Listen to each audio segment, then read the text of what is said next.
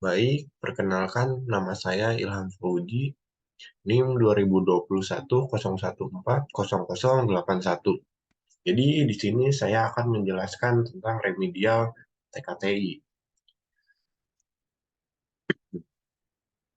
Jadi yang pertama, ketika suatu perusahaan sudah menentukan struktur organisasi mereka, langkah selanjutnya adalah untuk membuka visi dan misi organisasi atau perusahaan. Visi adalah tujuan yang utama diharapkan di perusahaan, dan misi adalah proses atau langkah yang harus dilakukan untuk mewujudkan suatu visi perusahaan. Untuk membuat suatu misi, salah satu metode yang bisa diterapkan adalah dengan penggunaan metode balance score.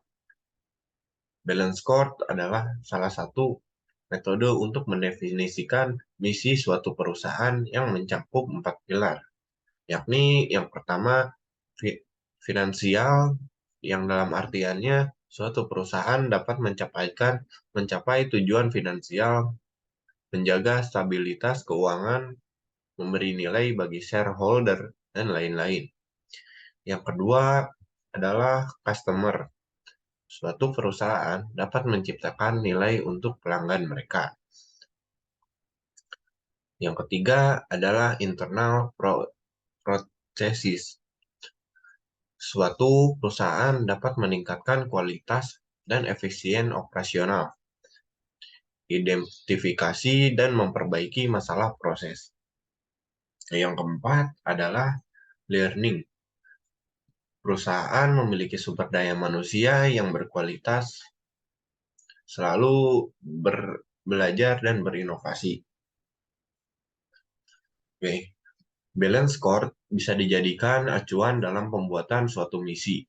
Setelah visi dan misi ditentukan, selanjutnya adalah menganalisis seluruh kekuatan dan kelemahan perusahaan, baik itu dari dalam internal maupun di luar eksternal.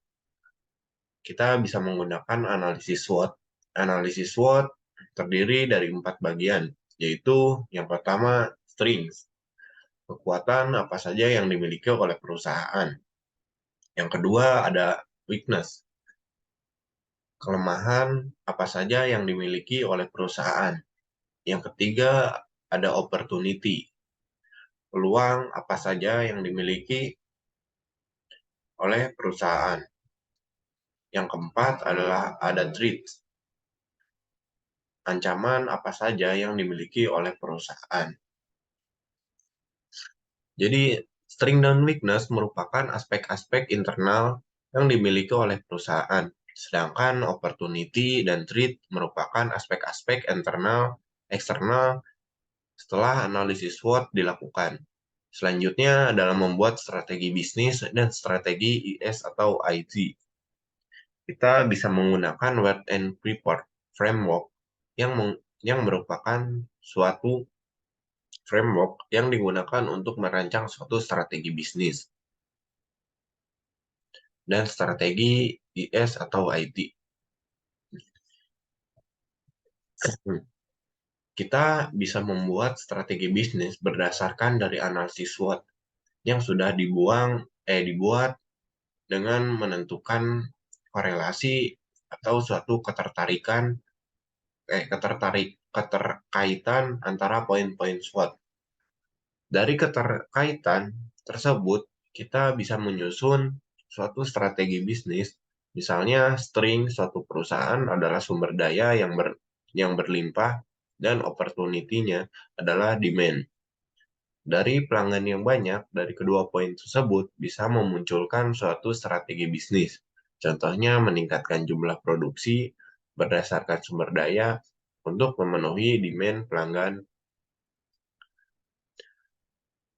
Setelah strategi bisnis sudah dibuat, selanjutnya adalah menyusun strategi SI atau TI. Untuk menyusun strategi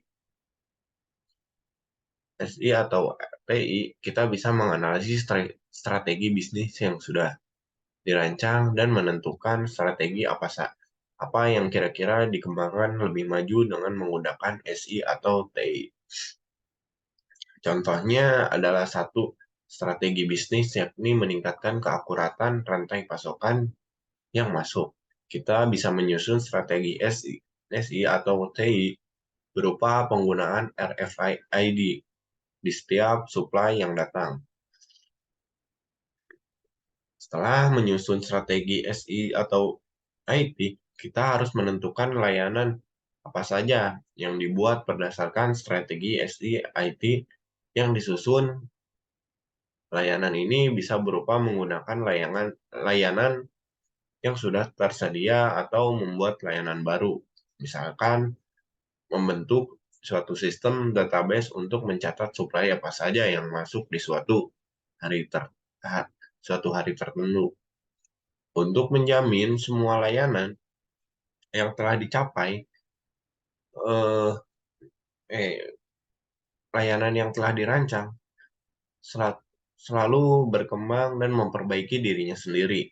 Perlu dibuat detail service strategi yang merupakan strategi yang diterapkan pada suatu layanan agar terjadi peningkatan layanan secara berkelanjutan. Detail service strategi mencakup service design atau desain dari layanan itu sendiri. Service transition yaitu proses apa saja yang terjadi ketika layanan mengalami suatu perubahan. Dan service operation yaitu proses apa saja yang terjadi ketika layanan sedang berlanjut. Aspek lain dari suatu layanan yang harus diterapkan adalah risk management atau bagaimana cara perusahaan mengamankan informasi guna mengurangi risiko yang mungkin terjadi. Salah satu cara untuk mengamankan informasi adalah dengan menerapkan informasi security trade. Informasi security trade terdiri dari 3 poin. Yang pertama adalah confidentiality, yaitu cara menjaga kerahasiaan informasi, integrity, yaitu jaminan akan keakuratan data, dan availability, yaitu data bisa diakses kapanpun kita user membutuhkan untuk mengimplementasi informasi security right. Kita bisa menggunakan sebagai macam referensi. Salah satunya adalah ISO 27000 Family yang merupakan suatu standar acuan untuk keamanan sistem ISO. ISO Family berisi standar operasional apa saja yang berlaku jika kita ingin menerapkan keamanan di suatu layanan.